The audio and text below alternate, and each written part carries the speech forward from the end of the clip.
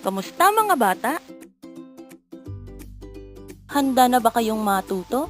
Sa araw na ito ay tatalakayin natin ang mga batayang impormasyon tungkol sa iyong sarili.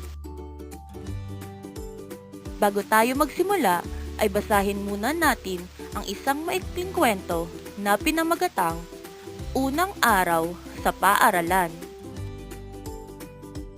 Pasukan na naman. Maagang pumasok sa paaralan si Ben. Nakangiting binati sila ng kanilang guro na si Binibining de Mesa.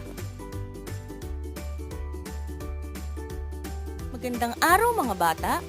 Ako si Binibining Christine de Mesa, ang inyong guro sa unang baitang. Maligayang pagbabalik sa ating paaralan.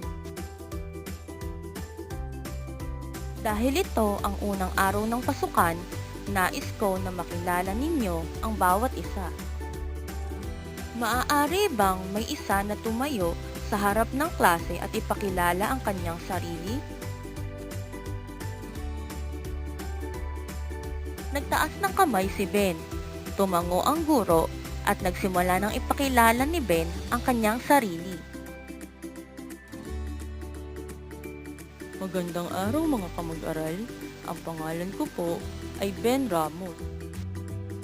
Ako po ay 6 na taong gulang. Ang aking kaarawan ay sa ika-11 ng Hulyo 2016.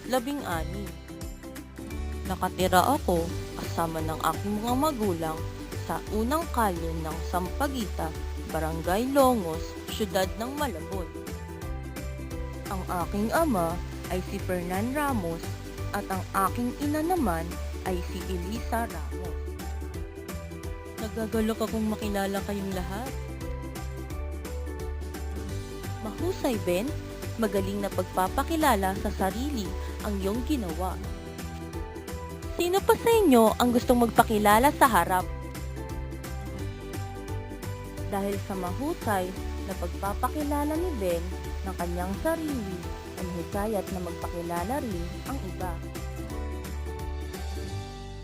Naging masaya ang unang araw ng klase ni na Ben dahil marami siyang nakilala at naging kaibigan sa paaralan.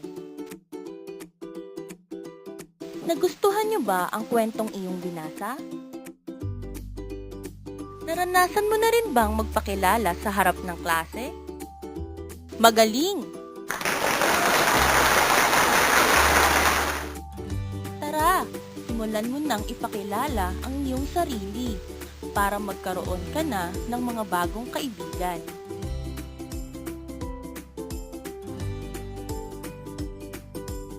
Pero bago muna yon, atin munang balik-tanawin ang mga batayang impormasyon na dapat nating tandaan at sabihin kapag tayo ay nagpapakilala. Una ay ang pangalan. Ito ay ibinigay sa iyo ng iyong magulang o tagapangalaga upang ikaw ay may pagkakakilanlan.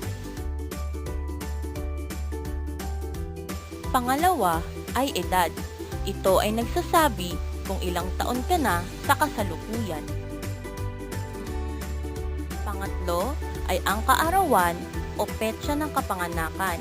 Tinatawag din natin itong birthday. Dito nababatay ang iyong edad sa bawat taon. Pang-apat ay ang tirahan. Ito ang lugar kung saan ka nakatira sa kasalukuyan. At ang panghuli ay ang pangalan ng ating mga magulang. Sila ang nagbigay buhay at nagbigay sa iyo ng pagkakakilanlan.